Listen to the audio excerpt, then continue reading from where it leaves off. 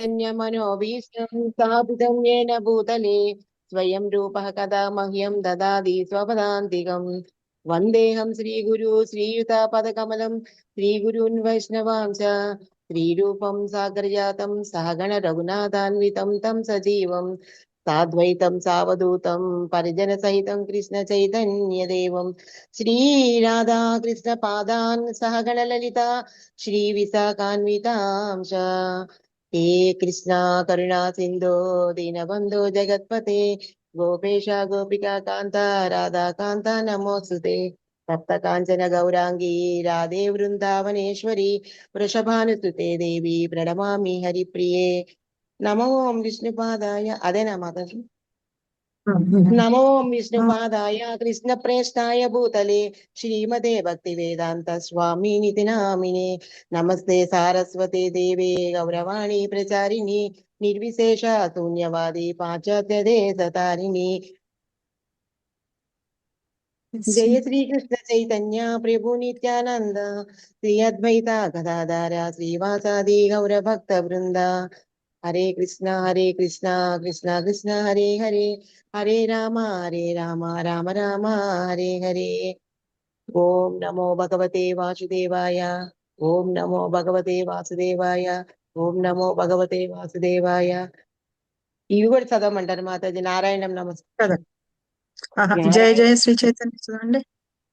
జయ జయ జయ జయ శ్రీ శ్రీ చైతన్య చైతన్య. జయ నిత్యానంద జయ అద్వైత చంద్ర జయ గౌర భక్త వృంద జయ జయ శ్రీ చైతన్య జయ నిత్యానంద జయ అద్వైత చంద్ర జయ గౌర భక్త వృంద జయ జయ శ్రీ చైతన్య జయ నిత్యానంద జయ అద్వైత చంద్ర జయ గౌర భక్త వృంద ఓం నమో భగవతే వాసుదేవాయ ఓం నమో భగవతే వాసుదేవాయ ఓం నమో భగవతే వాసుదేవాయ నారాయణం నమస్కృత్యం నరం చైవ నరోత్తమం దేవీం సరస్వతీం వ్యాసం తతో జయముదీరయేత్ నష్టప్రాయేషు అభద్రేషు నిత్యం భాగవత సేవయా భగవతి ఉత్తమ శ్లోకే భక్తిర్భవతి నైష్ణికి కృష్ణాయ వాసుదేవాయ దేవకీ నందనాయ చ నందగోపకుమారాయ గోవిందాయ నమో నమః నమః పంకజనాభాయ నమః పంకజమాలినే నమః పంకజనేత్రాయ నమస్తే పంకజాంగ్రియే నమో మహావదన్యాయ కృష్ణ ప్రేమ ప్రదాయతే కృష్ణాయ కృష్ణ చైతన్య నామినే గౌరద్విషే నమః నమో బ్రాహ్మణ్య దేవాయ గో బ్రాహ్మణ్య హితాయ చ జగద్హితాయ కృష్ణాయ గోవిందాయ నమో నమః హరే కృష్ణ కృష్ణ కృష్ణ హరే హరే హరే రామ రామ రామ హరే హరే వాంఛాకల్పతరుభ్యశ్చ కృపా సింధుభ్య ఏవ చ పతితానాం పావనేభ్యో వైష్ణవేభ్యో నమో నమః మూకం కరోతి వాచాలం పంగం లంఘయతే గిరిం యత్కృపాతమహం వందే శ్రీగురుం దీనతారిణిం పరమానంద మాధవం శ్రీ చైతన్య ఈశ్వరం హరే కృష్ణ మాతాజీ తప్పిపోతే ఏదన్నా మన్నించండి. మనము మంగళాచరణ అంటే నేను డిస్ప్లే చేసిన అవే చదువుకుంటున్నాము. అవే చదవండి మాతాజీ, లేకపోతే మిగతా వాళ్ళందరూ కూడా కన్ఫ్యూజ్ అయిపోతారు.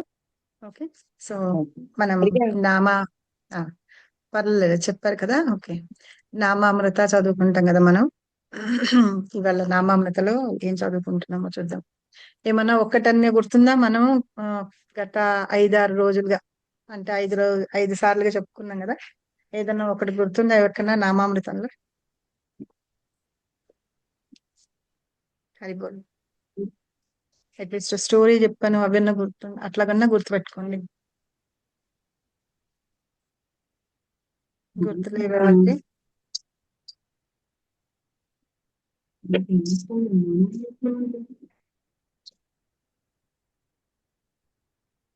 గుర్తులేదా?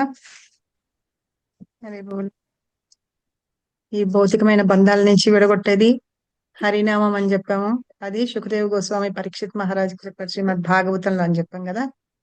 ఈ సంకీర్తన కలియుగం యొక్క ధర్మం అని చెప్పాము. అది చైతన్య మహాప్రభు సనాతన గోస్వామి. అలా ఎవరు చెప్పారు అని గుర్తులేకపోయినా అట్లీస్ట్ ఏంటివి ఇవి అనేది గుర్తుపెట్టుకుందాం. అయితే ఇప్పుడు ఇవాళ ఏం చెప్తున్నాం అంటే ఈశ్వరపురి. ఈశ్వరపురి ఎవరు తెలుసా ఎవరికన్నా? చైతన్య చైతన్య క్లాస్ చైతన్య మహాప్రభు గురు. చైతన్య మహాప్రభు గురువు. ఆయన అన్నమాట. సో ఆయన ఏం చెప్తున్నారు మహాప్రభు తోటి, లార్డ్ చైతన్య తోటి చెప్తున్నారు అనమాట. The only religious principle in the age of Kali is chanting the holy name. ఈ కలియుగంలో ఏంటంటే మన ఆధ్యాత్మిక ఒక రూల్ ఏంటిట అంటే భగవంతుడి నామాన్ని మనం జపం చేయాలి అని చెప్పి. అయితే ఏం చెప్తున్నారంటే అది తప్ప ఇంకా వేరే ఇంకేమీ లేదనమాట చేయవలసింది. ఆ భగవంతుడి నామం జపించడం తప్ప ఈ కలియుగంలో మనం చేసేది ఇంకేం లేదు. అయితే ఆ నామంట వేదాలన్నిటి యొక్క సారం, భగవంతుడి యొక్క నామం ఏదైతే ఉందో సారం అన్నమాట, అది చెప్తున్నారు. ఇంకా మనం పర్పట్ అంటాం చూడ, భాష్యం అని చదువుతాం కదా మనం భాగవతంలో వాటిల్లో భగవద్గీతలో. అయితే ఆ పర్పట్ ఆఫ్ ఆల్ స్క్రిప్చర్స్ అంటే వేదాలు పురాణాలు వాటన్నిటి యొక్క పర్పట్ కూడా అంటే భాష్యం కూడా అదేట ఏంటి, హరినామం జపించడమే కలియుగం యొక్క ధర్మం అని చెప్పి. So Ishwar Puri to the Lord Chaitanya. In the age of Kali there is no other religious principle than the chanting of the holy name, which is the essence of all Vedic hymns and it is the purport of all the scriptures. ఇది చైతన్య చరితామృత ఆదివేలలో 7.74 లో ఉంది. So ఇలాగా ఈశ్వరపురి చైతన్య మహాప్రభుకి చెప్తారు అనమాట. ఏమని, ఈ కలియుగం యొక్క ధర్మము చాంటింగ్ చేయడం అని, అది పురాణాలన్నీ చెప్తున్నాయని, అలాగే వాటి భాష్యం అంతా కూడా ఏంటంటే భగవంతుని యొక్క నామాన్ని జపించడము అని చెప్తున్నాం. సో శ్రీ నామామృతకి జై. చైతన్య మహాప్రభుకి జై. మనం శ్రీల ప్రభుపాద బుక్ చదువుకుంటున్నాం. ఎక్కడి వరకు వచ్చాం? మనం ఎలాంటి స్థితిలో ఏం ఉన్నా చదువుకున్నాం? హరినామం జపం చేయాలి.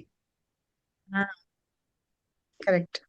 ఏ పరిస్థితిలో ఉన్నా, మనం ఆనందంగా ఉన్నా చెయ్యాలి, బాధగా ఉన్నా చెయ్యాలి, చాలా పనులున్నా చెయ్యాలి, ఏమీ పని లేకుండా ఉన్నా చెయ్యాలి, ఏంటో చాలా దుఃఖంలో ఉండిపోయినాం అప్పుడు చెయ్యాలి. చెప్పండి మాతాజీ. హింసింపబడుతున్నా చెయ్యాలి. హింసింపబడుతున్నా చేయాలి. ఎవరు చేస్తారు అలాగా?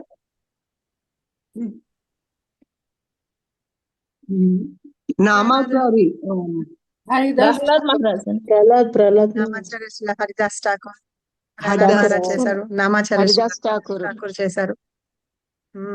ఇలాగా 3-4 ప్లేసెస్ లో, మార్కెట్ ప్లేసెస్ లో వాళ్ళు నువ్వు యవనుడు అయి ఉండి కూడా హరినామాన్ని జపిస్తావా అని చెప్పి కొట్టేవాళ్ళట. అయితే మహాప్రభు ఏం చేసేవాళ్ళట, అతనికి దెబ్బలు తగిలేవి కాదట కదా. అయితే మహాప్రభు ఏం చేసేవాళ్ళట అంటే వెళ్ళి ఇలాగా ఆలింగనం చేసుకునేవాళ్ళట ఎవరిని, హరిదాస్ ఠాకూర్ ని. తర్వాత ఆ కొట్టిన దెబ్బలన్నీ కూడా మహాప్రభుకి వీపు మీద తగిలేవిట, వీపు మీద తగిలేవిట.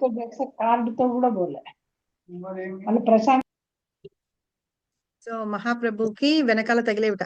తర్వాత ఒకసారి స్వరూప్ దామోదర్ వాళ్ళతో మాట్లాడుతున్నప్పుడు మహాప్రభుని వీపు తుడవడానికి చూసేప్పటికి వీపు చూస్తే, ఏంటి మహాప్రభు ఈ మరకలన్నీ ఏంటి అని అంటే అప్పుడు చెప్తారట, హరిదాస్ ఠాకూరు నాకెంత గొప్ప ప్రియమైన భక్తుడు కదా, నా అనుచరుడు అతనికి అలాగ కొడుతూ ఉన్నారు కదా, అందుకనే అతనికి దెబ్బ తగలేదన్నమాట.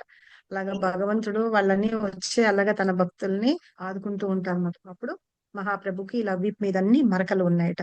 సో దాంతో చెప్తారనమాట, అంటే హరిదాస్ ఠాకూర్ని కొడుతుంటే మహాప్రభు వెళ్ళి అడ్డుపడడం కాదు, ఆయన ఆలింగనం చేసుకుంటే ఈయనకి తగిలేవిట, ఆయనకి తగిలేవి కాదట. సో ఇలాగా ఇది కూడా ఒక లీల ఉంది మనం చైతన్య చరిత్రలో ఇట్లా చదువుకుంటే. సో అలాగా హరినామాన్ని మనం జపిస్తూ ఉండాలి. ఎప్పుడైనా సరే, ఎక్కడైనా సరే, మనం ఏ పరిస్థితిలో ఉన్నా సరే, ఎలా ఉన్నా సరే మనం జపించవచ్చు అన్నమాట.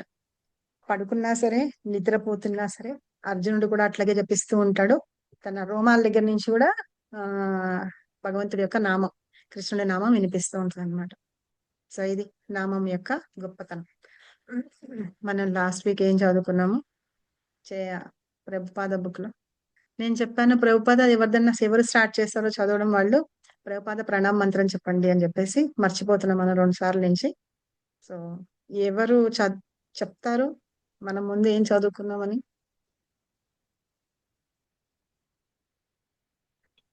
దేవశ్రీ మాతాజీ చెప్తారా? చెప్పండి. ఇంకెవరు చెప్పరా? ఓకే చెప్పండి మాతాజీ. మాతాజీ మనం అంటే ప్రపాద ఆయన తండ్రి బారిస్టర్ కావాలని, తల్లేమో బారిస్టర్ కావాలని కోరుకుంటది. తండ్రి ఏమో ఆయన ఆధ్యాత్మికంగా అన్ని విషయాలలో ముందుకు రావాలని ఆయన కోరుకుంటాడు. ఇంకా వాళ్ళ మేనమామ కూడా అదే సరే అని చెప్తాడు. ఆ తల్లి ఏమో ఇంకొకటి ఆయన ఆయన కోసం ఒకటి ఉపవాసం చేస్తుంది. ఆ ఉపవాసం చేస్తుంది మాతది. ఇంకా ఉపవాసం చేస్తుందా? ఎవరన్నా చెప్తారా? రైట్ ఉపవాసం హ్యాండ్ తోటి చేస్తుంది అంటే తినకుండా ఎడమ లెఫ్ట్ హ్యాండ్ చేతితోటి తో తినాలి. ఎస్, తింటూ ఉంటుంది ఆవిడ. ఆయన ఓకే. ఆయన ఆయన ఎప్పుడైతే గుర్తించి ఎందుకు ఇలా తింటున్నావు అని అడిగినప్పుడు మాత్రమే ఆమె ఆపేస్తా అని అనుకుంటది. అడుగుతాడు. శ్రీల ప్రపాద అడుగుతాడు అనమాట, ఎందుకు ఇలా తింటున్నావు అని అడిగినప్పుడు ఆమె ఆ రోజు నుంచి అది మానేస్తుంది. ఇంకొకటి ఈయనకు బాగా మోషన్స్ అయినప్పుడు కూడా ఆమె ఏం చేసి పెట్టేది అని అంటే పూరి చేసి ఇంకొకటి ఉప్పు జల్లిన వంకాయ తాలింపు. ఉప్పు జల్లిన వంకాయ కూర పెడుతుంది అనమాట. అది ఇంకొకసారి కూడా ప్రపాద ఆ అలానే ఆయనకు ఒకసారి అట్లా అయితేనా మా అమ్మ ఇలా చేసి పెడుతుండని కూడా ఒకసారి మళ్ళీ ఆయన కూడా అట్లనే తింటాడు. అంతవరకే గుర్తుంది మాతాజీ, ఇంకా గుర్తులేదు. నేను ఇంకెవరైనా ఈ బుక్ లో చెప్పండి. చదువుతున్నా, ఈ బుక్ కు దీనికి కొంచెం తేడా ఉంది మాతాజీ. ఓకే, ఇంకెవరైనా చెప్తారా? నేను చెప్పండి ట్రై మాతాజీ. చేయండి. ప్రభుపాదుల వారి తండ్రి గారు ఆ చాలా ఆధ్యాత్మికవేత్త. ఆయన చాలా సాఫ్ట్ గా ఉంటారు. ఆయన ప్రేమగా చూస్తూ ఉండేవారు. ఆయన వాళ్ళ అబ్బాయి అభయ్ చరణ్ అంటే మన శ్రీల ప్రభుపాదుల వారికి ఆధ్యాత్మికంగా కృష్ణ కాన్షియస్ లో పెరగాలని, ఆయన కృష్ణ కీర్తనలు పాడాలని ఆయనకి చాలా ఇంట్రెస్ట్ ఉంటూ ఉండేది. అందుకని ఆయన మృదంగం కూడా చిన్నప్పటి నుంచే శ్రీల ప్రభుపాదుల వారికి నేర్పించడం, వాళ్ళ అమ్మగారు వద్దన్నా సరే ఈయన నేర్పించారనమాట. బద్ధంగా అలా పెరగడానికి, వాళ్ళ అబ్బాయి అలా పెరగడానికి, ఆధ్యాత్మికంగా కృష్ణ కాన్షియస్ లో పెరగడానికి ఏం కావాలనే బాటలు చిన్నప్పటి నుంచే ఆయన అలా అక్కడ పెంచారు. ఆయన చిన్నప్పటి నుంచి వాళ్ళు ఉన్న ఇంటికి ఎదురుగా రాధా గోవిందుల గుడి ఉన్నది. ఎప్పుడు రోజు ఆ గుడికి వెళ్ళడం, ప్రసాదం తీసుకోవడం, ఆ గుడిని మెయింటైన్ చేసే వాళ్ళు ఆ కలకటాలో ఆ బిల్డింగ్ ఓనర్స్ వాళ్ళు మంచి బోగా ఆఫర్ చేసి అందరికి పంచుతూ ఉండేవారు. కాబట్టి ఈయన ఎప్పుడు చిన్నప్పటి నుంచి అక్కడికి తల్లితో గాని తండ్రితో గాని వెళ్ళి ఆ ప్రసాదం తినడం, రాధా గోవిందుల విగ్రహాన్ని చూస్తూ మైమర్చిపోవడం ఆయనకి చిన్నప్పటి నుంచి అలవాటు ఉంది. తర్వాత ఆయన చిన్నతనంలో వాళ్ళ తల్లిగారేమో రజని ఆవిడ పేరు, ఆయన గౌరమోహన్ డే ఆయన తండ్రి గారు. ఆమె ఆయన్ని గంగా నదికి తీసుకెళ్లి అప్పుడప్పుడు తనే స్వయంగా స్నానం చేయిస్తూ ఉండేది.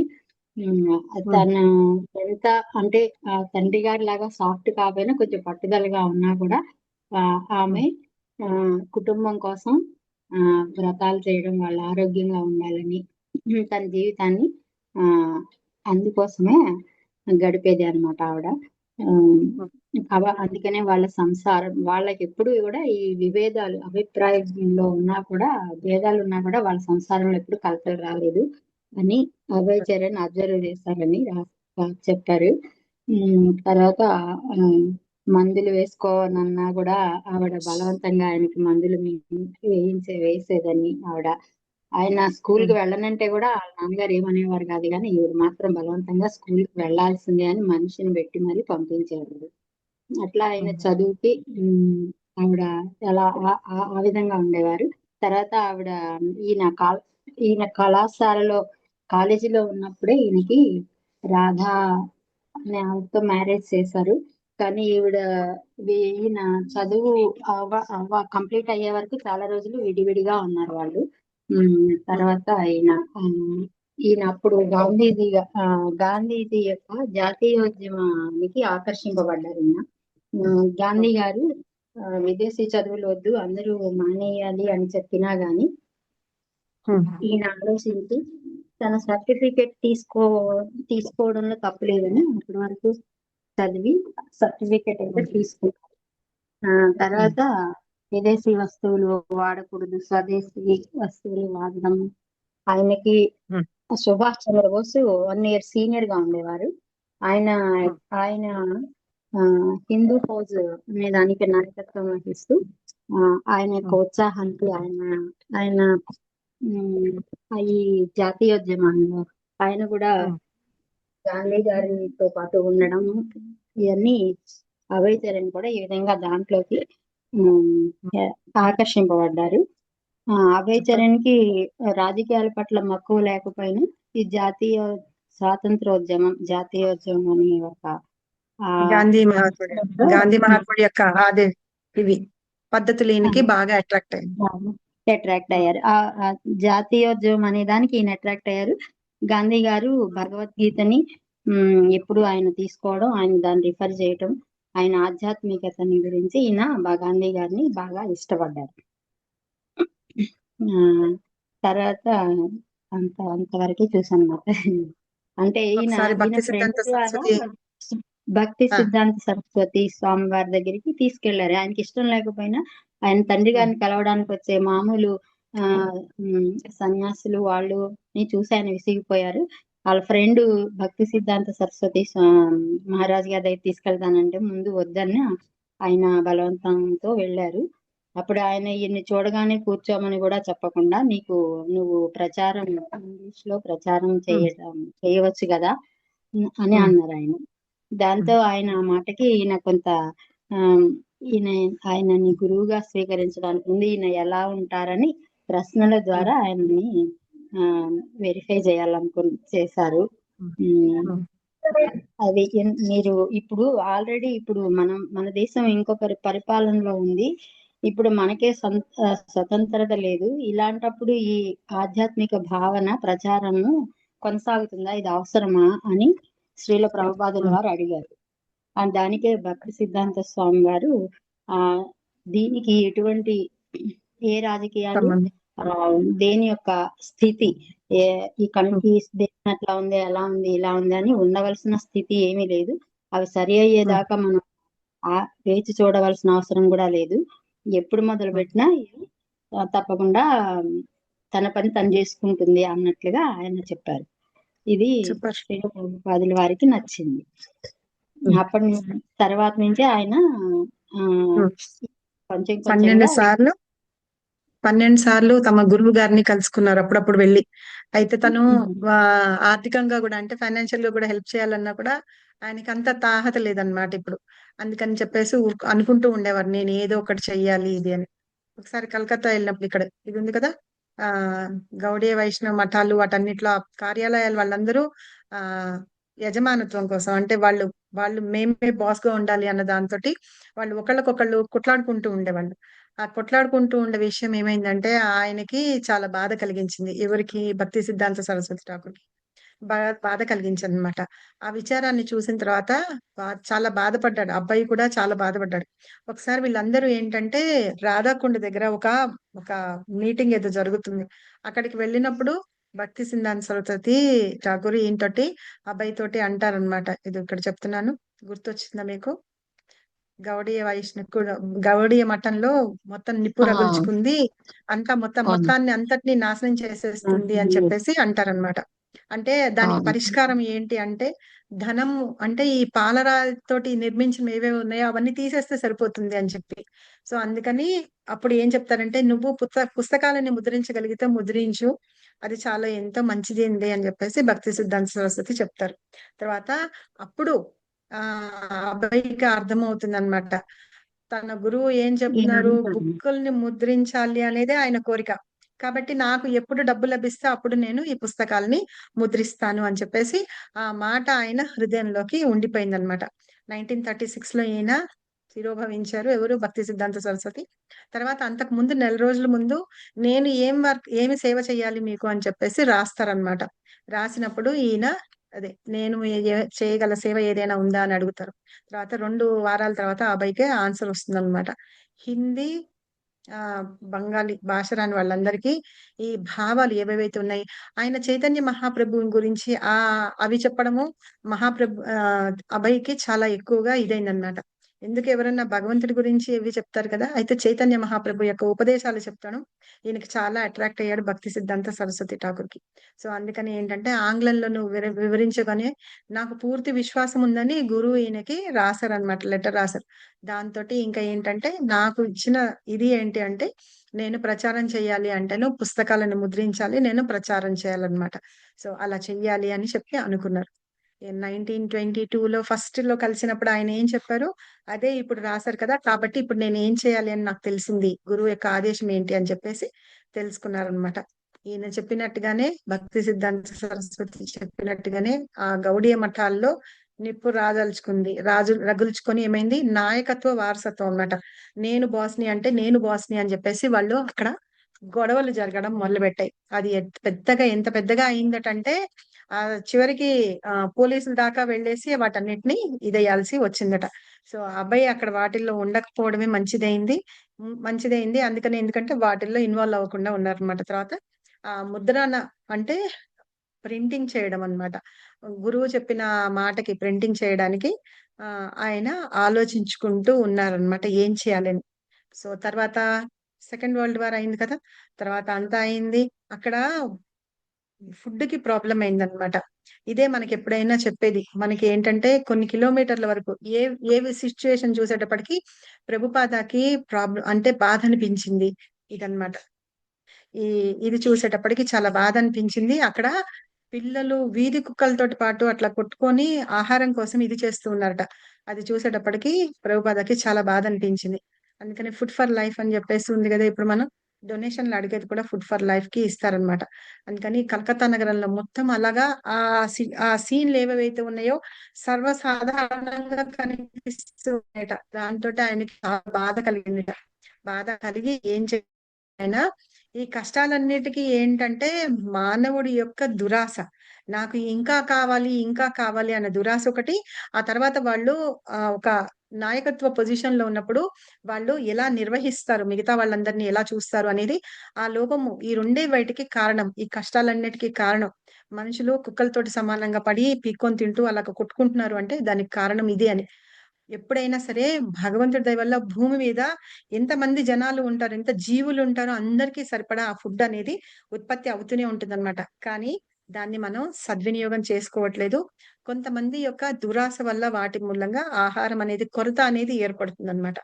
దీనంతటికీ కారణం ఏంటంటే కృష్ణ చైతన్యం అనేది వాళ్ళకి సవ్యంగా లేదు, అందుకని అలాంటిది వస్తోంది అని. ఎప్పుడైతే అందరూ కృష్ణ చైతన్య ఉద్యమంలో ఉండి వాళ్ళని తెలుసుకోగలుగుతారో అప్పుడు వీళ్ళు ఇలాంటి పనులు చేయరు అని చెప్పేసి ఆయన ఆలోచించుకొని ఆయన స్టార్ట్ చేస్తారన్నమాట. ఇంకొకటి ఒకసారి అదే రాధాకుంట దగ్గర అట్టా వెళ్ళినప్పుడు ఆయన ఒక 2 లైన్లు రాస్తారు. ఒక పోయం లాగా రాసేటప్పటికి అది అందరినీ చాలా అట్రాక్ట్ చేస్తుంది. ఆ పబ్లిషర్ ని పిలిచి ఏం చెప్తారు, నెక్స్ట్ టైం నువ్వు ఆ అభయ్ ఏది రాసినా సరే నువ్వు ప్రింట్ చెయ్యి అని చెప్పేసి భక్తి సిద్ధాంత సరస్వతి ఠాకూర్ చెప్తారనమాట. సో ఇట్లాగా ఈయన పత్రికల్ని ప్రారంభించాలి అనుకున్నారు. ఎలాగా, శాస్త్రీయ పద్ధతిలో అంటే ఏమైతే కృష్ణన్ చైతన్యం గురించిన మాటలు చెప్పుతూ అలా చేస్తూ ఆయన చెయ్యాలి అని అనుకున్నారు అనమాట. సో మనం మొన్న అక్కడి వరకు చదువుకున్నాము. తర్వాత వాళ్ళ నాన్నగారు ఏం చేస్తారు, వాళ్ళ ఫ్రెండ్ ఒక ఆయన ఉన్నారు, మందుల ఫ్యాక్టరీ ఒకటి ఉంది, అందులో ఈయనని తీసుకొని ఈయనని జాయిన్ చేశారు, గుర్తుందా, ఉద్యోగం ఇప్పించారు. అలాగా ఆయన అవును మాతాజీ. అలాగా ఉద్యోగంలో చేరారనమాట. తర్వాత ఏం చేశారంటే ఇప్పుడు దేనికోసం కావాలి, ఇప్పుడు ఈ పత్రికని ప్రారంభించాలి. ఏ పత్రికను ప్రారంభించాలంటే దానికోసం ధనం కావాలి, అంటే అట్లీస్ట్ పేపర్ అన్నా కావాలి కదా, దానికోసమే ఆయన ఏం చేసేవాడు, ధనం కూడా కూడబెట్టేవాట. సో ఇది మనం చెప్పుకున్నాము. ఇప్పటి వరకు స్టార్టింగ్ నుంచి ఏమైతే ఉందో అంతా మాతాజీ రివైజ్ చేశారు. ఇంకొకటి మనం మర్చిపోయినాము, రథయాత్ర ఎప్పుడు వాళ్ళ నాన్న చిన్న రథం తీసుకొని వస్తే దాన్ని అంతా డెకరేట్ చేసి రథయాత్ర చేసేవారని. ఇంకొకటి ఏం చేసేవారు, రోజు రైల్వే స్టేషన్ కి వెళ్ళి పూరికి వెళ్లే ట్రైన్ ఎన్ని గంటలకు వెళ్తుంది, ఎన్ని గంటలకు వస్తుంది, దాని ట్రైన్ టికెట్లు ఎంత ఖర్చు అవుతుంది అని చెప్పి కనుక్కునేవాట. ఎందుకు, ఎప్పుడో ఒక రోజు ఆ ట్రైన్ టికెట్ల డబ్బును మొత్తం కూడబెట్టుకొని వెళ్ళాలి అన్న ఆలోచన ఆ అబ్బాయికి ఉండేదిట. ఓకేనా, సో ఇక్కడి నుంచి చదవండి. మాతాజీ ఫస్ట్ ప్రణామ మంత్రం చదవాలా మాతాజీ? ప్రణామ మంత్రం చదవండి, ప్రభుపాద ప్రణామ మంత్రం చదవండి. అదే ఓం నమో విష్ణుపాదాయ కృష్ణ కృష్ణాయ నమ భూతలే ఓం విష్ణు పాదాయ మాతాజీ. నమ నమ ఓం విష్ణు పాదాయ. నమ ఓం విష్ణుపాదాయ కృష్ణ కృష్ణాయ భూతలే శ్రీమతే భక్తి వేదాంత స్వామినితి నామనే నమస్తే సారస్వతీ దేవి గౌరవాణి ప్రచారిణి నిర్విశేష శూన్యవాది పాశ్చాత్య దేశతారిణి నమో మహా అంతే అంతే మాతాజీ, ఇంకేం చెప్పద్దు. అంతే. ప్రభుపద ప్రణామ మంత్ర అంటే అంతే చెప్పాలి. అంతే. చదవండి, ఎక్కడి నుంచి మాతాజీ? ఫాస్ట్ గా చదవండి. కలకత్తాలోనే మాతాజీ. ఉమ్. కలకత్తాలోని తన మేడ భాగంలోని ముందు గదిలో అభయ్ ఒక పత్రికను ప్రారంభించాడు. దానికి రూపకల్ప చేయడము, వ్యాసాలను రచించడము, సరిదిద్దడము, పత్రికకు అవసరమైన వ్రాత ప్రతులను టైప్ చేసుకోవడము వంటి వాటినన్నింటినీ అభయ్ చేసుకునేవారు. తన పత్రికకు బ్యాక్ టు గాడ్ హెడ్ భగవద్ దర్శనము అనే పేరును ఇచ్చారు. పరమ పూజ్య శ్రీమద్ భక్తి సిద్ధాంత సరస్వతి గోస్వామి ప్రపాదుల వారికి ప్రత్యక్ష దేశానుసారము శ్రీ అభయ చరణ్ ప్రత్యక్ష ఆదేశాను అంటే ప్రత్యక్ష ఆదేశానుసారము శ్రీ అభయ చరణ్ డే చేత స్థాపించబడి ప్రచురించబడింది. అను ప్రకటనతో ఆ పత్రిక వెలువడింది. పత్రిక ప్రచురణకు కావలసిన మాతాజీ. లలిత మాతాజీ చదవండి నెక్స్ట్ పారాగ్రాఫ్. హరే కృష్ణ మాతాజీ. హరే కృష్ణ. పత్రిక ప్రచురణకు కావలసిన కాగితం కొరకు ప్రభుత్వ అనుమతికి అభయ్కు ఎన్నోసార్లు అభ్యర్థించవలసి వచ్చేది. తనకు ఎటువంటి ఆర్థిక స్తోమత, బలగం, అనుచరులు లేకపోయినా అనేక కోట్ల మందిలో తాను ఒక వ్యక్తి అయినను వారికి తమ ఆధ్యాత్మిక ఆచార్యుని శ్రీకృష్ణ భగవానుని పట్ల అపారమైన విశ్వాసం ఉండేది. మరియు వారికి లభించిన మహత్పూర్ణమైన సందేశం పట్ల దృఢ విశ్వాసాన్ని కలిగి ఉండేవాడు. కనుకనే అంతటి యుద్ధ సమయంలో కూడా, పేలుళ్ళు, మరణాల మధ్య కూడా తన తొలి సంచికను విడుదల చేశారు. ఎందుకంటే ఇటువంటి సాహిత్యపు అవసరం ఎంతో కలదు. 1940 దశకంలో ప్రపంచానికి సంబంధించిన బృహత్తర జాతీయ సంఘటనలెన్నో భారతదేశంలో నెలకొనసాగింది. 1957లో భారతీయుల చిరకాల వాంఛ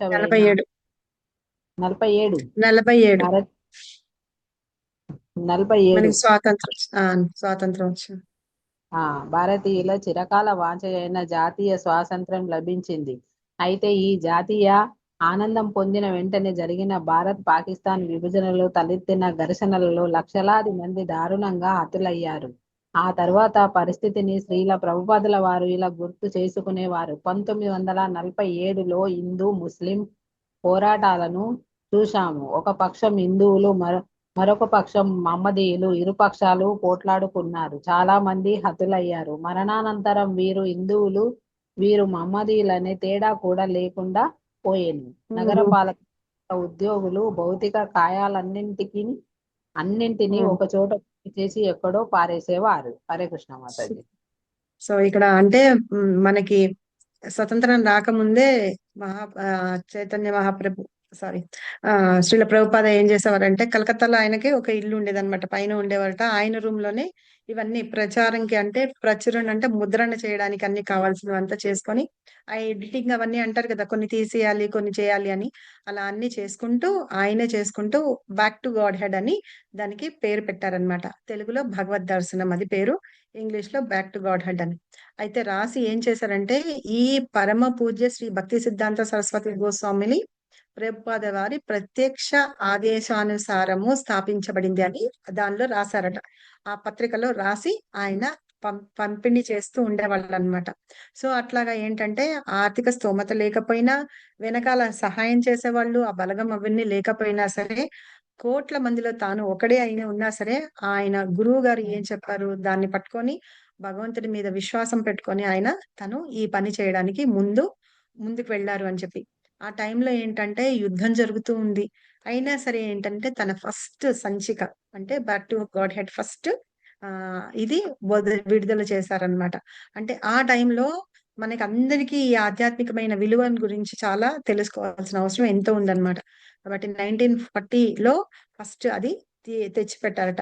తర్వాత 1947 లో మనకి స్వాతంత్రం వచ్చింది కదా, అక్కడ ఏంటంటే హిందూ అంతా వచ్చిన తర్వాత ఇప్పుడు రెండుగా విడివైపోయి, భారత్ గా పాకిస్తాన్ రెండు విడి అయిపోయినాయి. అప్పుడు హిందూ ముస్లిం అని రెండు పక్షాలుగా వచ్చేసాయి అన్నమాట. ఇప్పుడు వాళ్ళిద్దరూ ఎట్లా అంటే ఏ స్వాతంత్రం రాకముందు ఎట్లా కొట్టుకునే వాళ్ళు, అట్లాగే హిందూ ముస్లింలు అలా కొట్టుకొని కొంతమంది లక్షల్లో అలాగ చనిపోయేవాళ్ళట. ఆ చనిపోయినప్పుడు చనిపోయిన వాళ్ళు ఎవరు అని కూడా తెలిసేది కాదట. అయితే ఈ జిహెచ్ఎంసి మనం ఇవి చేస్తారు కదా మున్సిపాలిటీ వాళ్ళు ఏం చేసేవాళ్ళట, ఆ ఎవరు ఏంటి అని తెలిసేది కాదట. అన్ని శవాల్ని ఒక కుప్పలాగా చేసి ఎక్కడో తీసుకెళ్లి పడేసి వచ్చేవాళ్ళట. అలా ఉండేదట పరిస్థితి అప్పుడు. అంటే స్వాతంత్రం వచ్చినా సరే మనకి ఈ హిందూ ముస్లిము అనేది వచ్చిందిట. ఇంకా చాలా బాగుంది. కుమారి మాతాజీ చదవండి.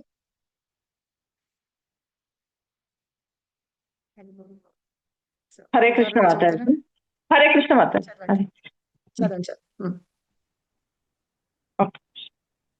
శాంతి స్థాపన. శాంతి స్థాపన మాదిరి ప్రభుత్వాలు చేసే వాగ్దానాలపై అభయకు ఎట్టి విశ్వాసము లేదు. భారతదేశ స్వతంత్రాన్ని పొందటమే శాంతి స్థాపనకు మార్గము అని కూడా వారెన్నడూ భావించలేదు. నాయకులు భగవత్ చైతన్యవంతులు కానిచో ఏ విధమైన మార్పు రాగలదు.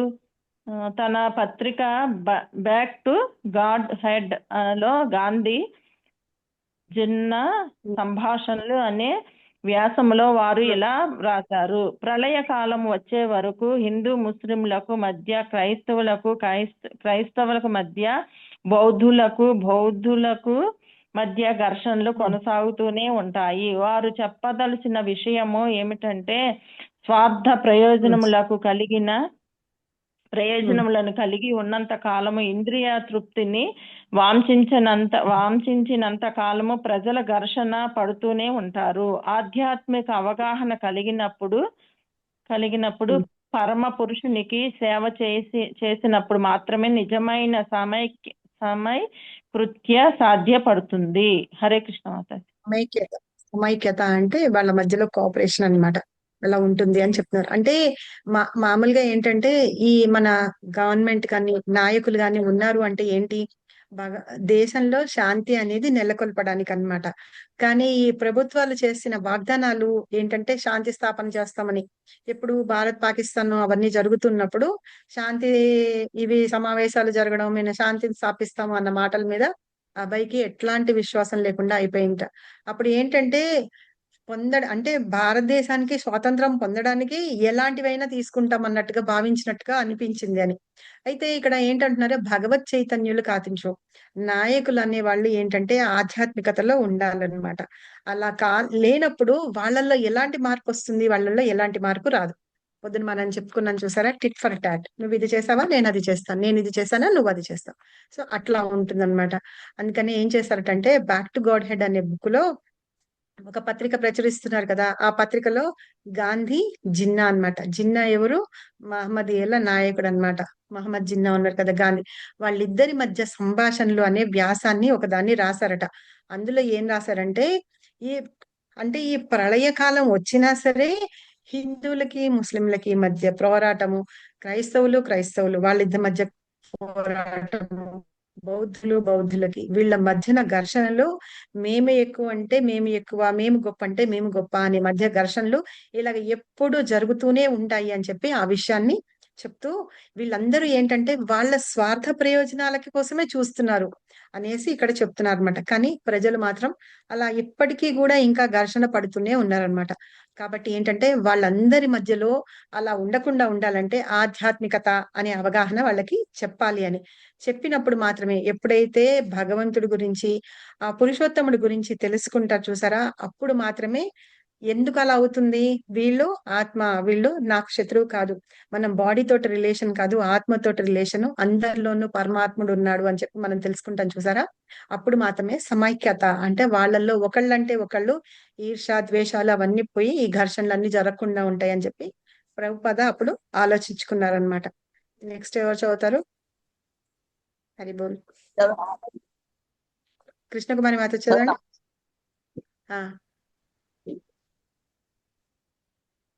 చదవండి. వరలక్ష్మి మాత హరే చదువుతారా? కృష్ణ కృష్ణ కుమార్ మాతాజీ. హరే చదవండి. Krishna. Back to Krishna God head Kumar. ను నిర్విరామంగా ప్రచురించుటకు కావలసినంత డబ్బును సమకూర్చుకోలేనప్పటికీ వారు రచనలను కొనసాగించేవారు. భగవద్గీతకు వ్యాఖ్యానం రచించాలనేదే వారి దృఢమైన కాంక్ష.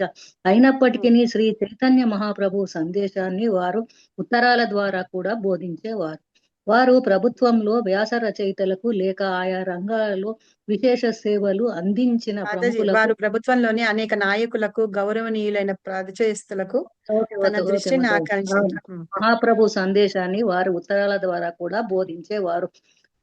వారు ప్రభుత్వంలోని అనేక నాయకులకు, గౌరవులైన పరిచయస్తులకు, తన దృష్టిని ఆకర్షించిన వ్యాస రచయితలకు లేక ఆయా రంగాల్లో విశేష సేవలను అందించిన ప్రముఖులకు లేఖలను వ్రాసేవారు. తనను ఒక వినమ్రుడైన సేవకునిగా పరిచయం చేసుకుంటూ భారతదేశంలో ఉదయించిన కృష్ణ చైతన్య సంస్కృతి మాత్రమే అన్ని రకాల సంక్షోభాలను ఎట్లు విజయవంతంగా పరిష్కరించగలదో వారు లేఖల ద్వారా వివరించేవారు. కొన్నిసార్లు అభయ్ వ్రాసిన కొన్ని ఉత్తరాలకు ప్రభుత్వ కార్యాలయముల నుండి, కార్యదర్శుల నుండి సమాధానాలు వచ్చేవి. కానీ చాలా సార్లు ఆ ఉత్తరాలు నిర్లక్ష్య పరచబడేవి. హరే కృష్ణ మాతాజీ. చదవనా? ఇంకెవరైనా చదువుతారా? చదివేయండి ఇది కూడా. చదవండి. మోహన్ దాస్ చదవండి, ఎవరో ఒకరు చదవండి. హరే కృష్ణ మాతాజీ. మోహన్ దాస్ గాంధీని భక్తియుక్త సేవలో నియమించాలనే ఆలోచన అభయకు తప్పనిసరి అని అనిపించింది. తన దేశ ప్రజలు తరపున ధైర్య సాహసాలతో వైరాగిన మరియు నైతిక కార్యకలాపాలతో జీవితం అంతా వైరాగ్యం అనుభవించే వాళ్ళని ఏమంటారు? విరాగి అంటారు. సో విరాగిగా మరియు నైతిక కార్యకలాపాలతో జీవితం అంతా పోరాడిన గాంధీజీకి భారతీయులను అత్యధికముగా ప్రభావితులను చేయగల శక్తి కలదు. అంతేకాకుండా యుక్త వయసు గల గాంధీజీ విధానాలను అనుసరించుట చేత వారికి ఆయన పట్ల ప్రత్యేక గౌరవం ఉండేది. 1947 డిసెంబర్ 7వ తేదీన అభయ ఢిల్లీలోని గాంధీజీకి ఒక సుదీర్ఘమైన లేఖను వ్రాసారు. ఆ హిందూ ముస్లిం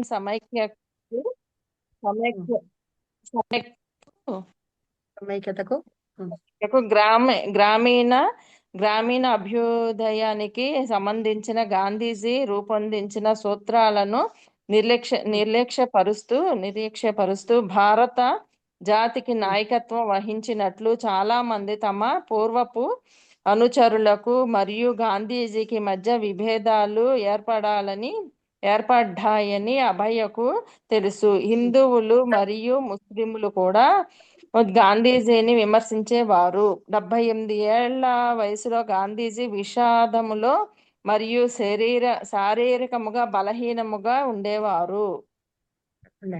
అయితే ఇప్పుడు ఏంటంటే చైతన్య మహాప్రభు యొక్క బోధనలు ఏవైతే ఉన్నాయో భక్తి సిద్ధాంత సరస్వతి ఠాకూర్ అదే చెప్పారు కదా. ఈయనకి మామూలుగా చెప్తూ కూడా మహాప్రభు ఇలా చెప్పారు అని. సో వాటిని ఏం చేసేవారంటే ప్రచారం చేయడానికి ఎట్లా అంటే తను ముందు స్టార్ట్ చేసిన ఈ బ్యాక్ టు గాడ్ హెడ్ ఉంది కదా, దానిలోను తర్వాత పెద్ద పెద్ద వాళ్ళు తెలిసిన వాళ్ళందరూ ఉంటారు చూసారా, వాళ్ళందరూ ఇప్పుడు ఏంటంటే నాయకులుగా ఉంటారు. ఎవరైతే నాయకులుగా ఉంటారో వాళ్ళు చెప్పిన మాట మిగతా జనాలందరూ వింటారనమాట. ఆ రకంగా వాళ్ళందరినీ మార్చొచ్చు అన్న ఉద్దేశంతో అబ్బాయి ఏం చేసేవాళ్ళంటే లెటర్స్ రాసేవాళ్ళట. వాళ్ళందరికీ కూడా లెటర్స్ రాసి చూస్తూ అంటే ఇలా చెప్పండి అని చెప్పేసి చైతన్య మహాప్రభు విషయాల గురించి ఆయన చెప్తూ ఉండేవాళ్ళట. తర్వాత కొంతమంది ఏమో ఆ ఉత్తరాలని చదివేవాళ్ళట, కొంతమంది ఏమో వాటిని వదిలిపెట్టేసేవాళ్ళట. అయితే ఇక్కడ మోహన్ దాస్ గాంధీ అంటే మోహన్ దాస్ కరమ్చంద్ గాంధీ అన్నమాట. ఆయనని ఫస్ట్ ఇప్పుడు మహాత్మా గాంధీ ఏది చెప్పితే స్వాతంత్ర ఉద్యమంలో అందరం అది చేశాం కదా, అందుకని మహాత్మా గాంధీని కూడా ఇవి నువ్వు చెప్పితే జనాలందరూ వింటారు అని చెప్పేసి అనిపించి ఆయనకి ఒక లెటర్ రాశారనమాట. ఎవరు? ప్రభుపాద ఒక లెటర్ రాశారు గాంధీజీకి. చాలా పెద్ద లెటర్ అన్నమాట. రాస్తూ అందులో ఏం రాశారంటే హిందూ ముస్లింల సమైక్యత కోసం పాటుపడాలని. అయితే ఈ గ్రామీణ ఉద్యమం గ్రామాల్లో ఏవైతే ఉన్నాయో వాళ్ళందరికీ ఏమీ తెలియదు అనమాట. ఈ నాయకులు వాళ్ళు ఎవరు వచ్చి ఏం చెప్తూ ఉంటే అదే వాళ్ళు వింటూ ఉంటారు. అందుకని ఆ గ్రామీణులకు వాళ్ళందరికీ సంబంధించిన అభ్యుదయం అంటే వాళ్ళని ముందుకు తీసుకురావాలి ఆధ్యాత్మికంగా. అంటే గాంధీజీ రూపొందించిన సూత్రాలు ఏవైతే ఉన్నాయో వాటన్నిటిని కొంతమంది నిర్లక్ష్యపరుస్తూ వాళ్ళకి ఎగెనెస్ట్ గా చెప్తూ ఉండేవాళ్ళు కదా, అలాంటి వాళ్ళందరికీ కూడా విభేదాలు ఏర్పడ్డాయట మధ్యలో గాంధీకి వాళ్ళకి. అది విషయం ఇదంతా ఎవరికి తెలిసింది, మనకి అభయ్కి తెలిసిన తర్వాత మా ఈ ఉత్తరం రాశారనమాట. రాస్తూ కూడా అనుకున్నారట, నేను రాసే ఉత్తరము ఆ మహాత్మా గాంధీకి వెళ్ళదు అని చెప్పి. కాబట్టి అప్పటికే తెలుసు, అయినా సరే రాశారనమాట. రాస్తూ నేను ఒక అపరిచితుడిని, అంటే తన పేరు అనేది ఏమీ రాయలేదు కానీ ఒక అపరిచితుడిగా ఎవరైతే లెటర్ రాస్తారో చెప్తారో అట్లాగా చెబుతూ పరిచయం చేసుకుంటూ రాసి, నేను నీ ఫ్రెండ్ని అని చెప్పేసి చెప్తున్నారన్నమాట. ఇది చదివారా మాతాజీ? చదవలే మాతాజీ ఇది. అయితే 78 ఇయర్స్ వచ్చేటప్పటికి గాంధీజీ ఏం చేశారంటే, ఇక్కడ ఈ మత భేదాలు, కుల మత భేదాలు అవన్నీ జరుగుతూ ఉన్నాయి కదా, అక్కడ నిజంగా చెప్పాలంటే శాంతి అనేదే లేదు. ఇండిపెండెన్స్ వచ్చింది, మనకి స్వాతంత్రం వచ్చింది, కానీ అక్కడ ప్రశాంతత అనేదే లేదనమాట. ఆ విషయము గాంధీజీని చాలా బాధ పెడుతూ ఉండేది. అలా ఉన్నప్పుడు ఆయన శారీరకంగా కూడా చాలా బలహీనంగా తయారైపోయినట. ఇప్పుడు మనకి గాంధీజీకి ప్రభుపాద ఒక లెటర్ రాశారనమాట. ఆ లెటర్ లో ఏం రాశారు అని చెప్పి చెప్తున్నారు. అరుణకుమారి మాతాజీ చదవండి. అరుణకుమారి మాతాజీ చదవండి. సరే, ఇందాక ఎవరు చదువుతానన్నారు, చదవండి. హరే కృష్ణ మాతాజీ. పంపిన ఉత్తరము హరే గాంధీ కృష్ణ మాతాజీ. అభయ్ తన తెలిసి ఉత్తరము గాంధీజీకి బహుశా చేరకపోవచ్చునని అభయ్కి తెలుసు. అయినా ఆయన దానిని పంపారు. తనను గాంధీజీకి అపరిచిత మిత్రునిగా సంబోధించుకుంటూ అభయ్ వ్రాస్తూ, మీరు గౌరవహీనంగా మరణించవద్దని అనుకుంటే వెంటనే రాజకీయాల నుండి విరమణ పొందవలసిందిగా నిజాయితీ కలిగిన మిత్రునిగా మీకు చెప్తున్నాను అని అన్నారు. గాంధీజీ గౌరవాన్ని, గొప్పదనాన్ని హృదయపూర్వకంగా అభినందిస్తూనే ఆయన రాజకీయాల నుండి విరమణ పొంది భగవద్గీత అవగాహనలో ప్రచారంలో పాల్గొనకపోతే అది ఆయనకు మోహకారకమే అవుతుందని అభయ్ తెలిపారు. జీవితము చర్మాంకంలో ఉన్నారు కనుక గాంధీజీ రాజకీయ రంగం నుండి బయటపడి పరతత్వాన్ని ఆశ్రయించాలని అభయ్ ప్రత్యేకంగా హెచ్చరించారు. గాంధీజీ తన కార్య విరమణను పొంది తనతో పాటు కలిసి భగవద్గీతను చర్చించవలసిందిగా అభయ్ అర్థించారు. సూపర్. తర్వాత చదవాలా? సో నెక్స్ట్ ఇంకెవరు ఇందాక, సరే ఈ 2 లైన్లు చదివేయండి మాతాజీ. అభయ్ వ్రాసిన ఉత్తరానికి ఎటువంటి ప్రత్యుత్తరము రాలేదు. ఒక నెల రోజుల తర్వాత జనవరి 30వ తేదీ గాంధీజీ మృత్యువాత పడ్డారు. గడిచిన నెలలో అభయ్ వ్రాసిన ఉత్తరం అకస్మాత్తుగా ఒక భవిష్యవాణిలాగా కనిపించింది. హరే కృష్ణ మాతాజీ. ఇక్కడ అర్థమైంది మీకు. అయితే అక్కడ వాళ్ళందరికీ గాంధీజీ ఎలా చనిపోయారు? షూట్ చేశాడు గాడ్జే. గాడ్స్. ఎందుకని? అది ఒక వివాదం అది. అంటే పార్షాలిటీ చూపించారని ఆయన అనుకున్నాడు గాడ్స్. ఒకటి అది కరెక్ట్ గా మళ్ళీ అంటే తెలియదు మాతాజీ, ఒకసారి మీకు అహింస, తెలిస్తే చెప్తారా? అహింస అంటూ చెప్తున్నారు, కానీ అక్కడ ఏముంది, మనం ఇందాక చదువుకున్నాం చూసారా, హిందూ ముస్లిం దగ్గర ప్రాబ్లం అవుతుంది, క్రిస్టియన్స్ కొట్టుకుంటున్నారు, బౌద్ధులు కొట్టుకుంటున్నారు, ఇలా అందరూ ఎవరికి వాళ్ళు కొట్టుకుంటూ ఉన్నారు కదా. అయితే ఇక్కడ ఎక్కడ ప్రశాంతత అనేది వచ్చింది? ఎవరు ఏం చేసినా నువ్వు శాంతంగా ఉండు, ఒక చెంప మీద కొడితే ఇంకో చెంప ఎంతసేపు చూపిస్తారు, ఎవరైనా ఫ్రస్ట్రేషన్ కి అయిపోతారు కదా. సో అట్లాంటివంతా మనుషుల్లో చాలా ఎక్కువైపోయింది అనమాట. అందుకని ఇక్కడ ఇవన్నీ కూడా గాంధీజీకి వ్యతిరేకంగా తయారయ్యారు. ఇందాక పైన ఇలా చదువుకున్నాం కదా, అవన్నీ ఏమైనా గాంధీజీకి వ్యతిరేకంగా తయారైపోయినారు అనమాట. అందుకని గాంధీజీని ఏం చేశారంటే, మా వల్ల కాదు ఉండడము, ఈయన చెప్పేది వినడం అని చెప్పేసి కాల్ చేశారు. సో అయితే ఈ విషయం ఏమైందంటే, మనకి అభయ్ ఏం చేశారు, అభయ్ చరణ్ ఏం చేశారంటే గాంధీజీకి ఒక లెటర్ రాశారనమాట. పెద్ద లెటర్ రాశారు, చాలా దీర్ఘ లెటర్, అంటే లేఖ అంటే చాలా పెద్ద లెటర్ రాస్తూ అన్ని చెప్తున్నారు అనమాట. మీరు ఏంటంటే మీ ఫ్రెండ్ గా నేను భావించాను కాబట్టి మీకు చెప్తున్నా, మీరు రాజకీయాల్లో ఉండొద్దు, మీరు వాటిల్లోంచి ఉంచి మీరు ఈ భక్తి గురించి వాటి గురించి మీరు వాళ్ళకి ప్రచారం చేయండి అని. మీరు రాజకీయాల్లోంచి తప్పుకుంటే గనక మీరు గౌరవప్రదమైన మరణం పొందుతారు అని చెప్పి చెప్తున్నమాట. ఈ లెటర్ రాకముందే ఏమైంది, ఆయన అలాగా చంపబడ్డారు అనమాట. తర్వాత కొన్ని రోజుల తర్వాత ఇది వచ్చిన తర్వాత మనకి ఆ గాంధీజీకి ఆ లెటర్ చేరిందో లేదో తెలియదు, కానీ జనవరి 30వ తారీఖున మాత్రం గాంధీజీ చనిపోయినాడు అని చెప్పేసి విషయం తెలిసిందనమాట. తర్వాత ఎట్లా అనిపించిందంటే, ఈ ఉత్తరం అబ్బాయి రాసిన ఉత్తరం ఏదంటే భవిష్యవాణి అన్నమాట. ముందే గాంధీజీకి ఏం జరగబోతుందో మనం ఊహించి చెప్పడం భవిష్యవాణి. మనం ముందు ఏం జరుగుతుందో అని మనం జాతకాలు చెప్పించుకుంటాం కదా, అలాగా ఈ భవిష్యవాణి చెప్పినట్టుగా అయిందట గాంధీజీ జీవితం గురించి అని చెప్పి ఇక్కడ చెప్తున్నారు. కాబట్టి అప్పుడు గాంధీజీ ముందే వెళ్ళి లెటర్ వెళ్ళి ఉంటే గనక ఆయన బతికి ఉండేవాడేమో. తర్వాత వీళ్ళందరూ కూడా ఆయన ప్రచారం చేసింది వింటూ ఉండేవాళ్ళేమో కూడా. అది కూడా ఎందుకు రాశారు అని అంటే, ఆయన భగవద్గీతని నమ్ముతారు కదా, భగవద్గీత నుంచే ఆయన అన్ని చూస్తూ ఉంటారు. అందుకని ఈ లెటర్ రాయడానికి పూనుకున్నారనమాట అభయ్ చరణ్. నెక్స్ట్ చదవండి మాతాజీ. నేను చదువుతా మాతాజీ. అభయ రచనలను చేయుట మరియు ప్రచారం చేయుట వంటి వాటిలో నిమగ్నమైన కొలది అతని వ్యాపారము, కుటుంబ వ్యవహారాలు క్షీణించసాగాయి. శ్రీమద్ భాగవతంలో శ్రీకృష్ణుడు తెలిపిన శ్లోకం ఒకటి తనకు అన్ని విధాలా వర్తిస్తుందని భావించారు. నాకు ఎవరి పట్లనైనా అసాధారణమైన అనుగ్రహము కలిగినప్పుడు నేను భౌతిక సంపదలనన్నింటినీ హరింపజేస్తాను. నిరుపేదగా మరియు అదృష్టహీనునిగా మారిన అతని మిత్రులు మరియు బంధువులు తిరస్కరిస్తారు. అప్పుడు అతనికి శ్రీకృష్ణుడే దిక్కు. అలహాబాదులోని అభయ్ వ్యాపారము అప్పులకు గురైంది. అప్పుడు వారు లక్నోలో ఒక కర్మాగారాన్ని తెరచడానికి ప్రయత్నించారు. తొలుత అది కొంత లాభదాయకంగా కనిపించినా చివరికి అందులో కూడా నష్టాలు రావడంతో దానిని కూడా మూసివేయాల్సి వచ్చింది.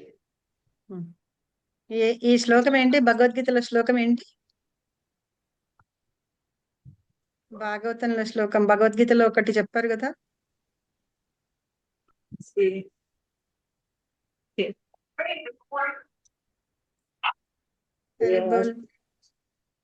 మన నాగచంద్రిక మాతాజీ ఉన్నారా? లేదు. దేని గురించి మాతాజీ శ్లోకం? దేని గురించి మాతాజీ? ఇక్కడ చెప్తున్నారు కదా, మీ సంపదలన్నింటినీ నా పట్ల వాళ్ళకి అనుగ్రహం ఉన్నప్పుడు నేను వాళ్ళ సంపదలన్నింటినీ హరించి వేస్తాను అని చెప్తున్నారు కదా. అంటే మీకున్నటి వాటన్నిటిని రక్షిస్తూ ఉంటాను, లేని వాటిని ఇస్తాను, ఈ భౌతిక సంపదల్ని తీసేసుకుంటాను.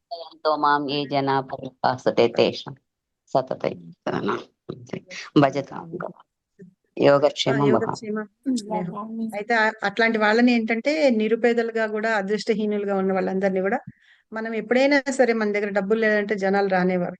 అలాంటి వాళ్ళని ఏమంటారట? అదృష్టహీనులుగా అనుకుంటూ ఉంటారట మన బంధువులు. వాళ్ళందరూ అలాంటి వాళ్ళని తిరస్కరిస్తారట. అప్పుడు మనకి ఏంటంటే కృష్ణుడు ఒక్కడే దిక్కు అన్నమాట, భగవంతుడు. ఎవరు లేని వాళ్ళకి ఎవరు ఎవరు దిక్కు లేని వాళ్ళకి భగవంతుడి దిక్కు అంటారు చూసారా, అలాగా కృష్ణుడు ఒక్కడే దిక్కు, దేవుడే దిక్కు అనుకొని అలహాబాద్ లో ఉన్నప్పుడు ఏం చేశారట, ఈయన వ్యాపారం అంతా అప్పుల పాలు అయిపోయిందట, అంటే మొత్తం లాస్ లోకి వచ్చేసింది. అప్పుడు లక్నోలో ఆయన ఒక కర్మాగారాన్ని తెరచడానికి, అంటే ఒక ఫ్యాక్టరీ ఓపెన్ చేయడానికి చూసారట. స్టార్టింగ్ లో కొంచెం లాభంగానే వచ్చినట్టుగా అనిపించింది, కానీ వెంటనే నష్టాలు రావడం మొదలుపెట్టింట. అలహాబాద్ లో ఒకటి, తర్వాత ఇక్కడ లక్నోలో ఒకటి కూడా చేశారట. అలా చేసినప్పుడు మొత్తం అంతా మూసేయాల్సి వచ్చిందిట, నష్టం వచ్చినప్పుడు. ఇంకా నెక్స్ట్ ఎవరైనా చదవండి. ఇప్పుడు వరకు చదవని వాళ్ళు ఎవరైనా ఉంటే చదవండి.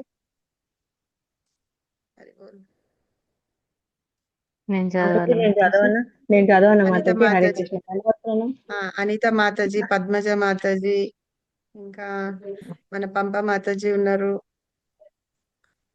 మోటోజీ ఉన్నారు, త్రివేణి మాతాజీ ఉన్నారు. మీరందరూ చదవండి. మాతాజీ చదవండి. అభయ్ తన భార్య పిల్లలను కలకత్తాలోని ఒక మేడ పైభాగంలో ఉంచినప్పటికీ ఎక్కువగా వారికి అభయ్ దూరంగానే ఉండేవారు. వారు అలహాబాదుకు తిరిగి వెళ్లిన ఔషధాలను అమ్మకంలో ఎక్కువగా దృష్టి సారించలేకపోయేవారు. వారికి ప్రచారం పట్లనే ఆసక్తి అధికంగా ఉండేది. ఝాన్సీ నగరంలో అభయ్ నుండి ఔషధాలు కొనుగోలు చేసే ఒక ఖాతాదారుడైన వైద్యుడు గీతా మందిరంలో ప్రసంగించమని వారిని ఆహ్వానించగా అభయ్ అందుకు ఆనందంగా అంగీకరించాడు. వారి ప్రసంగం ముఖ్యంగా యువత అయిన వైద్య విద్యార్థులు, వైద్య నిపుణులతో కూడుకున్నట్టి ఝాన్సీ శ్రోతలు విశేషంగా ఆదరించారు. ఏమైనను సామాజిక మరియు సాంస్కృతిక పరమైన విషయాలను మాత్రమే వారు ప్రశంసించారు. అనేక మంది ఉపన్యాసకులను ఆహ్వానించి వారి ప్రసంగాలు వినడం వారికి అలవాటే. కానీ అభయ్ ద్వారా ఒక శాశ్వత ఉపన్యాస కేంద్రాన్ని ఝాన్సీలో స్థాపింపచేయుటకు ప్రయత్నించాలని వారెప్పుడూ భావించలేదు. అయినప్పటికీ అభయ్ ఒక గొప్ప భవిష్యత్తు దార్శనికతను మరియు ఆశా దృక్పథాన్ని కలిగి ఉండేవారు. అలహాబాదులోని వ్యాపార వ్యవహారాలను తమ పుత్రునికి అప్పగించి ఝాన్సీలో ఒక ఆధ్యాత్మిక ఉద్యమాన్ని ప్రారంభించేందుకు ప్రయత్నించారు. ఇక్కడ అర్థమైంది కదా. ఆయనకి ఎప్పుడు ఏంటంటే ఈ ప్రచారం చేయాలి, వాటి మీదే ఉండేదన్నమాట ధ్యాస అంతా. ఈ బిజినెస్ మీద వాటి మీద ఎందుకు ఉంటుంది, ఆ మందులు అమ్మాలి ఇవి అని. సో ఆయనకి తగ్గట్టుగానే ఒక గీతా మందిరంలో ప్రసంగించమని చెప్పారట. చాలా ఆనందించేశారు. ఇంకా ఏం చేశారంటే ఆ ఝాన్సీలో ఉన్న జనాలందరినీ చాలా విశేషంగా ఆకట్టుకున్నదట. తర్వాత అక్కడంతా కూడా ఎవరిది ప్రసంగం ఎక్కువగా యువత, యూత్ ని బాగా అన్నమాట. వైద్య విద్యార్థుల్ని, వైద్య నిపుణులతో ఉన్న వాళ్ళందరినీ కూడా చాలా బాగా ఆకట్టుకుందట. సరే, ఏదైనా సరే సామాజికంగా మనల్ని అందరినీ కూడా పైకి తీసుకురావాలి ఇది అని అంటే ఏం చేయాలి? ఆధ్యాత్మికత అనేది అవసరం. అదే ఇక్కడ ప్రభుపాద చేశారనమాట. అక్కడ వాళ్ళందరినీ కూడా చాలా ఆకర్షించి వాళ్ళందరూ ప్రశంసించడం మొదలు పెట్టారట. అప్పుడు ఏం చేశారు? ఈ అలహాబాద్ లో ఉన్న వ్యాపారాలన్నింటినీ కొడుకు ఉన్నాడు కదా, కొడుకుకి ఇచ్చేసి అక్కడ ఝాన్సీలో ఒక ఆధ్యాత్మిక ఉద్యమాన్ని ప్రారంభించడానికి స్టార్ట్ చేశారనమాట అభయ్. ఇందాక మనం చదువుకుంటున్నాం చూసారా, బ్యాక్ టు గాడ్ హెడ్ రాసేటప్పుడే భగవద్గీతని కూడా ట్రాన్స్లేట్ చేయాలి అని చెప్పేసి ఆయన అనుకున్నారనమాట. సరేనా? సరే, నెక్స్ట్ ఇప్పుడు ఎవరైనా చదవండి. ఇంకా ఎవరున్నారు?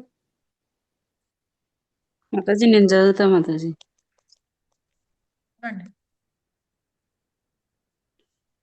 అభయ్కి 56 సంవత్సరాలు నిండాయి.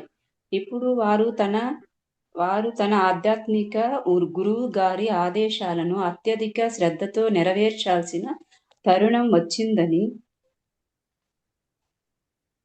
వచ్చిందని గ్రహించారు. ఝాన్సీలోని ఒక పరిచయస్తునితో అభయ్ ఇలా అన్నాడు: మిత్రా గారు, యావత్ ప్రపంచం ఆధ్యాత్మిక విప్లవం కొరకు వేచి చూస్తున్నది. తన ఆధ్యాత్మిక గురువు గారి సంస్థ అయిన గౌడీయ మఠం అంతః కలహాలతో, శాశ్వతమైన చీలికలతో ప్రభావరహితమైనందున అభయ్ విశ్వవ్యాప్తంగా ప్రచారం చేయగల భక్తుల ఉద్యమాన్ని ప్రారంభించుటకు ప్రయత్నించారు. తన వద్ద ఒకరిద్దరి కంటే ఎక్కువ మంది క్రియాశీల కార్యకర్తలు లేనప్పటికీ పాతపడిన ఒక మందిరాన్ని కేంద్రంగా చేసుకుని వారు ఆకాంక్షించిన ఆధ్యాత్మిక ఐక్యరాజ్య సమితి సంస్థాపన కొరకు కృషి చేయనారంభించారు. వారు అధికార పత్రాన్ని తయారు చేసి లీగ్ ఆఫ్ డివోటీస్ భగవద్భక్తుల సంఘంగా తన ఉద్యమాన్ని చట్టబద్ధంగా నమోదు చేశారు. హరే కృష్ణ మాతాజీ. ఎంత బాగా చేశారు చూసారా ఆయన. Thank you Mataji. ఇట్లా చెయ్యాలి అని చెప్పేసి ఏం చేశారు? మిత్ర గారని ఒక ఆయన ఉన్నారట, ఎవరు ఝాన్సీలో ఉన్నారట. ఆయనతో అన్నారట, ఇప్పుడు మొత్తం అందరికీ ఆధ్యాత్మికమే కావాలన్నమాట. ఈ కొట్లాటలు, గొడవలు వీటన్నిటితోటి విసిగిపోయి ఉన్నారు జనాలు. అందుకని ఆధ్యాత్మికత కావాలి. అందుకని ఏంటంటే ప్రభుపాద యొక్క ఆధ్యాత్మిక గురువు ఆయన ఎవరు? భక్తి సిద్ధాంత సరస్వతి ఠాకూర్ సంస్థ గౌడీ మఠం ఏమైంది? వాళ్ళల్లోనే కొట్టుకుంటూ వాళ్ళు విడిపోయినారనమాట, శాశ్వతంగా విడిపోయినారు. కాబట్టి ఏం చేయాలంటే ఆయన మళ్ళీ ఇంకొక ఉద్యమాన్ని ప్రారంభించాలి.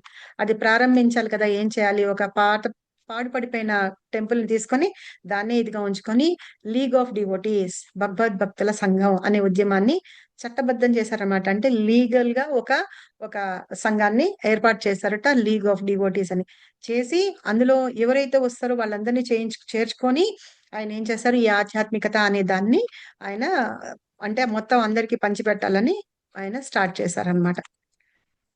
ఇంకెవరైనా చదువుతారా? 2 పారాగ్రాఫ్లు చదువుదాం. పంప మాతాజీ ఇంగ్లీష్ లో చదువుతారా? ఎవరు మాతాజీ?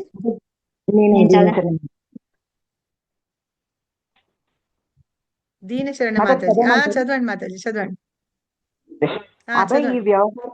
అభయ్ ఈ వ్యవహారంలో నెలకొని ఉండగా అలహాబాదులోని వారి వ్యవహారాలను సంబంధించిన వారిని దొంగలు పాలయామని ఒక అతీత వార్త అందింది. వారి ఔషధాలని, ఇతర విలువైన వస్తువులని, పని వాళ్లను దొంగలించారు. ఆ వార్తను చదివిన మౌనంగా నవ్వుకుంటూ శ్రద్ధలైన భక్తుని భౌతిక విజయమును నాశనం చేయడమే శ్రీకృష్ణుని అనుగ్రహం అని తెలిపే భగవంతునితో శ్లోకాన్ని స్మరించారు. భాగవతంలోని శ్లోకాలను స్మరించారు.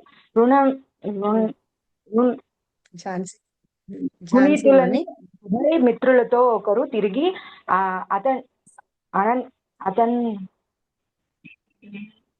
అతన్ని అలహాబాదులోకి వెళ్ళమని సలహా ఇచ్చినప్పుడు అభయ్ ఇలా సమాధానం ఇచ్చాడు, లేదా నాకు ఇది బాగుంది. మొదట ఈ పరిస్థితిని కొద్దిగా బాధపడిన విషయాన్ని నిజమే, కానీ నేనెప్పుడు ఒక ముఖ్యమైన బంధం తెగిపోవుటను చూచుతున్నాను. మరియు నా జీవితాన్ని ఇప్పుడు పూర్తిగా రాధాకృష్ణులకు ఆశ్రయించి వారికే అంకితం అయ్యాను. హరే కృష్ణ. హరే కృష్ణ. అయితే ఇక్కడ అభయ్ ఆయన వ్యాపారాలు మొదలు పెడితే ఏంటట, ఆయన దగ్గర పనిచేసేవి వ్యాపారానికి సంబంధించినవి ఏవేవైతే ఉంటాయో అవన్నీ దొంగల పాలైపోయాయి అనమాట. వాటన్నిటిని అంటే మందుల్ని, అక్కడ ఉన్న ధనాన్ని, మిగతా వస్తువులు ఏవేవైతే ఉంటాయో వాటన్నిటినిట అక్కడ పనిచేసే వాళ్ళే దొంగిలించుకొని వెళ్ళిపోయారట. అది మా అబ్బాయికి లెటర్ వచ్చిందనమాట. ఈయన ఝాన్సీలో ఉన్నారు కదా, అంటే కొడుకు సవ్యంగా చూసుకోవట్లేదు అనమాట ఆ బిజినెస్ ని. ఆయన ఝాన్సీలో ఉన్నప్పుడు లెటర్ వచ్చిందట. శ్రద్ధ వచ్చినప్పుడు ఆయన అనుకున్నాడట, ఓకే భక్తిలో ఉండేటప్పటికి ఏది కృష్ణ ఏం చేస్తారో అదే అని. ఆయన మనకి ఒక లెటర్ ఉంటుంది, ఆయన నాకు ఇది ఇచ్చారు అంటే ఇది ఇచ్చారు అని, లేకపోతే తీసేసుకుంటారు అనమాట. సో ఆయన భక్తిలో అలా ఉన్నారు కాబట్టి భాగవతంలో ఉన్న శ్లోకాలని స్మరించుకున్నారట.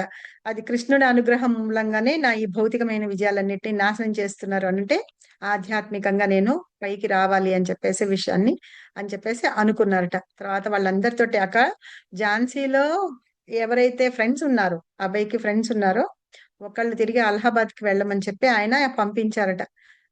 అంటే వాళ్ళు ఫ్రెండ్స్ ఏం చెప్పారంటే అబ్బాయికి చెప్పారట, నువ్వు అలహాబాద్ కి వెళ్ళు అని చెప్పి సలహా ఇస్తే, లేదు లేదు నాకు ఇక్కడే బాగుంటుంది, నేను కొంచెం బాధపడ్డా అంటే ఆ దొంగలందరూ పోయినారు అని చెప్పి బాధపడ్డా సరే నేను ఇక్కడే ఉంటాను, నేను జీర్ణించుకోగలిగిన విషయమే అని చెప్పేసి ఉన్నారట.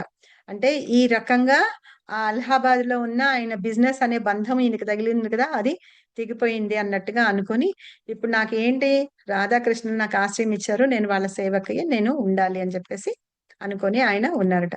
ఇది లాస్ట్ పారాగ్రాఫ్ ఎవరైనా చదివేయండి. ఇందాక ఎవరో చదువుతున్నారు.